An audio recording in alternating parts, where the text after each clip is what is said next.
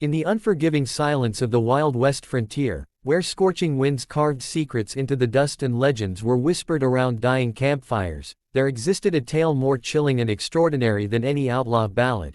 And before this story ends, you'll question everything you thought you knew about loyalty, justice, and the thin line between a man and the darkness he carries, because this is the forgotten saga of Marshal Ethan Crowe, the lawman whose name once shook both saints and sinners.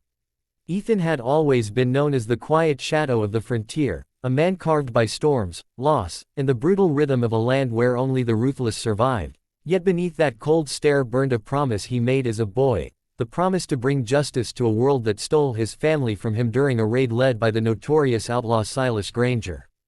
For years Ethan pursued Silas across deserts, canyons, and dead towns swallowed by sand, but the outlaw always slipped away like smoke, leaving behind bodies, burned wagons, and a cruel signature carved onto the walls, a single mark shaped like a crow's wing. One fateful evening, after weeks without rest, Ethan rode into the frontier town of Gallow's Edge, a place that felt cursed the moment boots hit the ground. Saloon doors creaked without wind, horses snorted nervously, and the townsfolk spoke in hushed breaths as if terrified the shadows themselves were listening. Rumors said Silas Granger had returned, hiding somewhere among the silent buildings after his gang robbed a government payroll train and vanished into the canyons.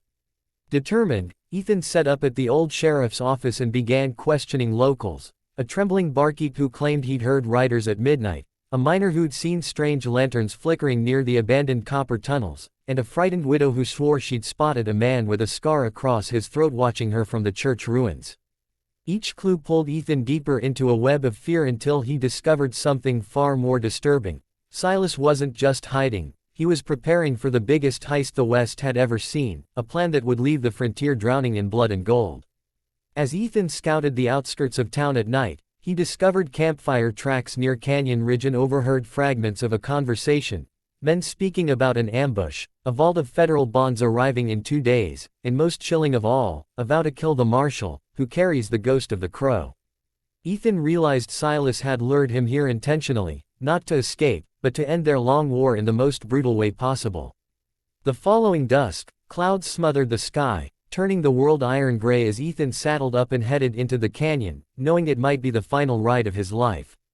Inside the narrow ravines, where echoes felt like spirits whispering from the stone, Ethan discovered Silas's entire gang, more than a dozen men, armed, waiting, ready.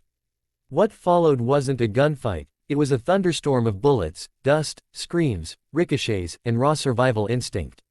Ethan fought with the fury of a man who had lived his entire life for this very hour, taking cover behind jagged rocks, firing with precision, using every ounce of grit the frontier had taught him. One by one the gang fell, until only Silas remained, standing calmly atop a boulder, revolver spinning between his fingers like a serpent poised to strike. Their showdown stretched into a moment so silent even the canyon seemed to hold its breath. Silas smirked and revealed the truth Ethan never expected, that he wasn't the one who killed Ethan's family. It had been his own deputy many years ago, a man who betrayed Ethan, staged the attack, and later died before the truth surfaced. Silas admitted he kept the secret not out of guilt, but because he wanted Ethan fueled by vengeance, easier to manipulate, easier to draw into this final trap. Rage and heartbreak tore through Ethan, yet in that moment he understood. Justice wasn't about the past, it was about who he chose to become now. With a single decisive shot, Ethan ended Silas Granger's reign and collapsed to his knees as the storm finally broke overhead, rain washing the blood from the canyon floor. When Ethan returned to Gallow's Edge, bruised and hollow but alive, the town greeted him not as a broken man but as a legend who faced the darkness and didn't let it consume him. And as he rode away the next morning at sunrise, leaving behind a town saved and a chapter of vengeance finally closed, he whispered into the wind that he would continue bringing justice to the lost corners of the frontier, not because of rage, but because a land drowning in shadows needed someone who still believed in the light. And so, if you ever ride through the old trails of the Wild West and hear the soft crunch of boots beside you even when no one is there, some say it's Marshal Ethan Crowe, still watching, still guarding, and still reminding the frontier that legends never truly die, they just ride into the next story.